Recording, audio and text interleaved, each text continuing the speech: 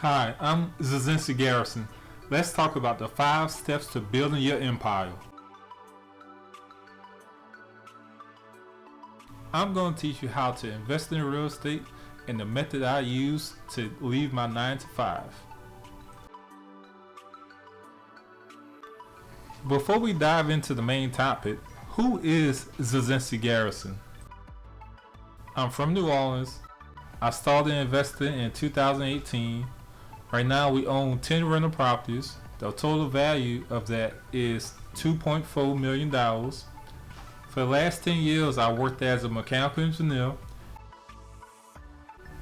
Now, thanks to real estate and the method that we are going over today, I was able to leave my 6-figure mechanical engineering job and go full-time into real estate as the owner of ZT Property Solutions. With my new job, I'm able to spend more time with my family and live life on my terms. So back to the main topic, how can you build your empire? There is a process called BRRRR. In that process, there's 5 steps. Step 1, buy. Step 2, rehab. Step 3, rent. Step 4, refinance. Step 5, repeat. Before we get too far, don't forget to hit that like button and sign up for this channel.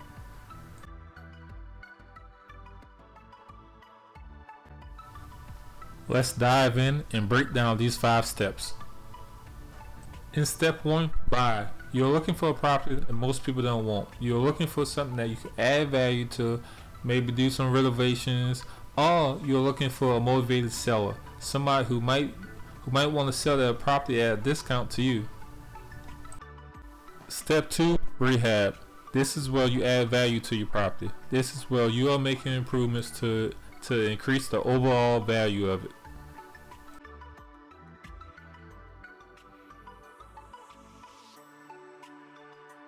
Step 3, rent. This is where you list your property for rent, you find a good tenant to put in there, and you start getting payments.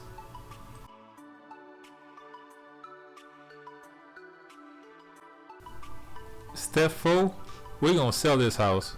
No, we're not going to sell this house. We are going to do something different. We are going to do a cash out refinance on this house. So we're going to go to the bank and say, can we get a new loan based on the improvements that I made to this house?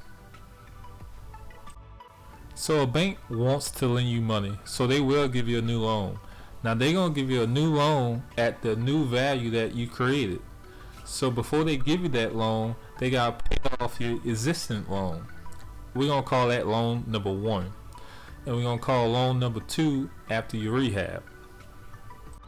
So what the bank going to do is they're going to use loan number 2 to pay off loan number 1. And because loan number 2 is at a higher dollar value because it's based on the improvements that you made, there's going to be a gap between loan number 2 and loan number 1. And that size of that gap, that dollar figure, is what's going to go to you in your pockets in terms of your cash out refinance. So you'll be walking away with a check for that difference. Step 5, repeat.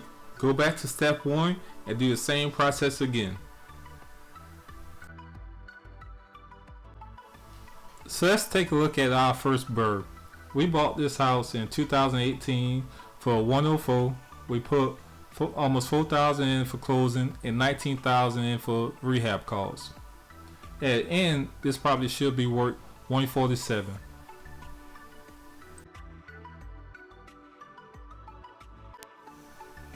This house is a 3-bedroom, 2-bath.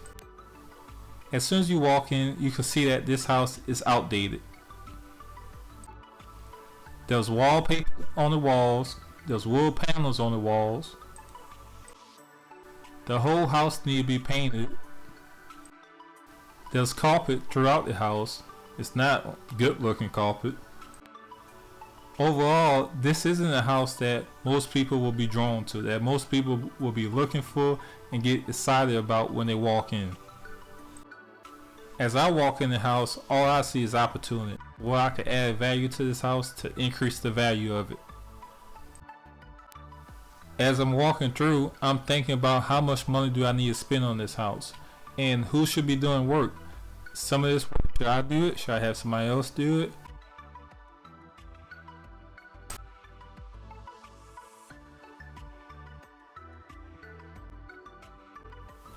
Look in the bathroom, everything gotta go. The tub surround, the shower. The vanity, I kept the vanity, put some paint on that. That turned out good, but the toilet, everything gotta go. The mirrors.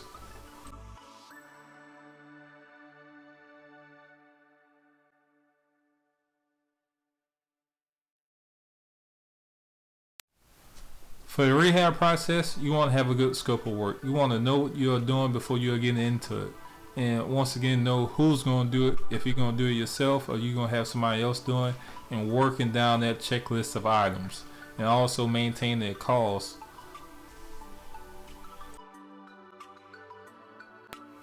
In this rehab, taking off a wallpaper was the worst part.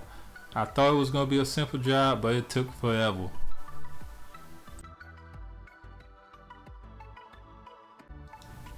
This rehab took about 4 months to finish up.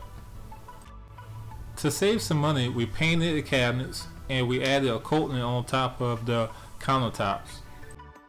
To make your house simple to paint, we use the same color throughout the house, and we plan on using this same color for all our future rental properties to keep everything uniform. We put new waterproof vinyl down.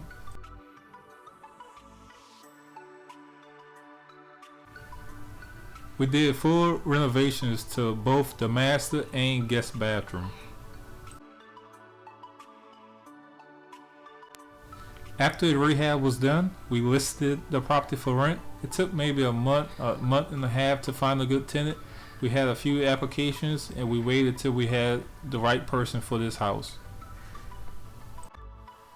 Now for the cash out refinance.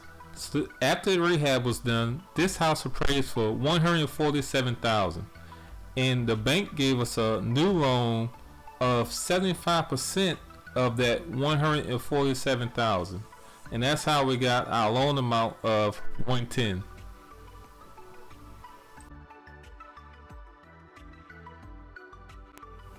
So in the BRRRR process, we have two loans. We have loan number 1, which is our short-term loan, and then we have loan number 2, which is our long-term loan. Under loan number 1, that's where we do our rehab. That's where we rent it out. On loan number 2, that's where we do our cash out refinance. And you will see that the loan amount on both of them are different. The loan amount on number 1 is smaller than the loan amount on number 2.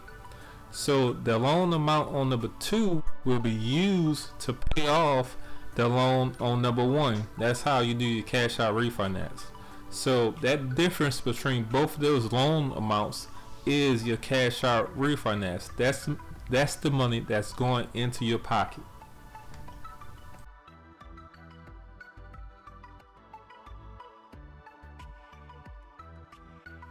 So in this example, you start with loan number 2 at the top, which is your cash out refinance loan amount.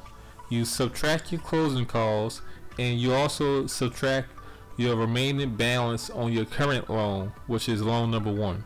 And then you're left with $19,000 as your cash out refinance. That's the amount of money you will be given at closing.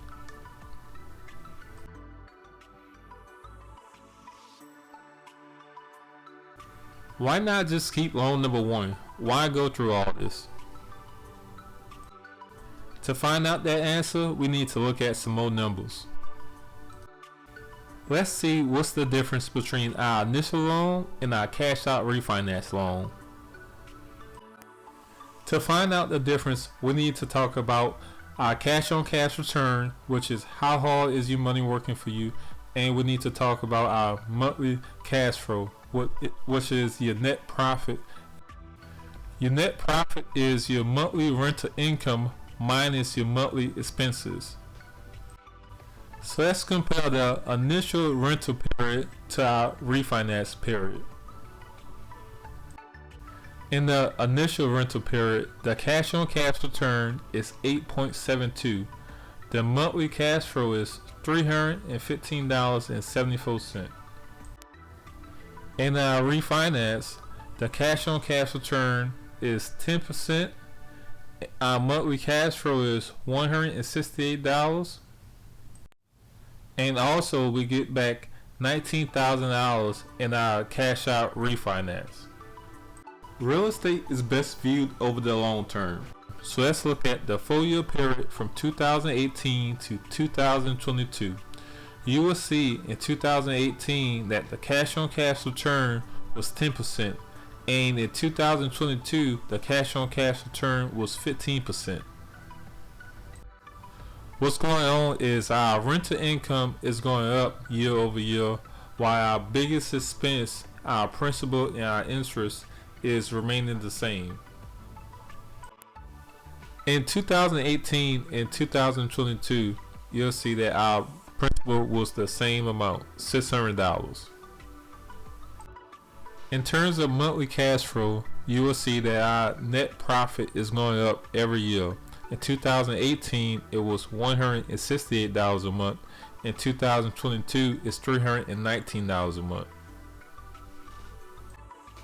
The total market value for the house after our first rehab was $147,000. Going forward 4 years, the market value is $200,000.